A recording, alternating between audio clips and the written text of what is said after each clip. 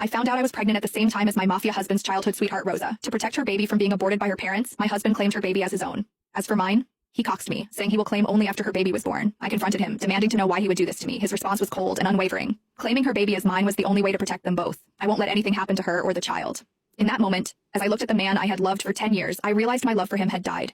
Not long after, my family condemned me, calling me a slut for having a child without a father and pressured me into getting an abortion. Meanwhile, my husband was in another city with his sweetheart helping her through her pregnancy. By the time he returned, I was already gone. I found out that my husband was accompanying his childhood sweetheart Rosa for her pregnancy checkup at my regular hospital this afternoon. Vincent, our baby looks so cute on the monitor. From the crack in the door, I saw Vincent's face lit up with a smile. Rosa was pointing at the monitor, and Vincent nodded, smiling back at her. If I didn't know that man was my husband, the father of my baby, I would have sworn they were a couple, happy and in love. Isabella Caruso, the doctor is ready for your examination, the nurse called. Vincent turned, his face drained of color, his eyes scanning the hallway. He must have heard my name. When his eyes landed on me, his mouth opened, but no words came out. I had been happily married to Vincent Falcone, my mafia husband, for nearly 10 years. This year, I was finally pregnant with his child.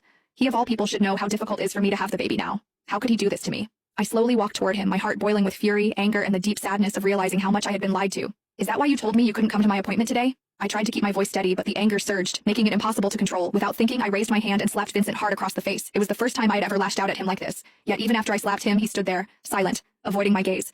Your silence isn't helping, Vincent. You owe me an explanation. Vincent didn't move, but Rosa, who had been standing behind him, stepped forward, shielding him from my anger. Mrs. Falcone, Isabella, right? She said, her voice shaking. Blame it all on me. Vincent did nothing wrong. It was my mistake, Isabella. I'm the one who got pregnant. Blamed it all on you, huh? I scoffed, the bitterness in my voice clear. I was a tough woman, but even so, tears streamed down my face. As if my tears had triggered something in him, Vincent finally stepped past Rosa and pulled me into his arms. Don't cry, Isabella. The baby isn't mine, he said, his voice barely above a whisper. I froze. What? But then, Rosa spoke. She winked her innocent big eyes at Vincent. Vincent, didn't you promise to protect my baby by claiming it as your own? Why are you telling her now? Protect her baby? What the hell was going on? I broke free from Vincent's arms and stared at him. What the fuck is happening right now, Vincent? What the hell is she talking about? Vincent!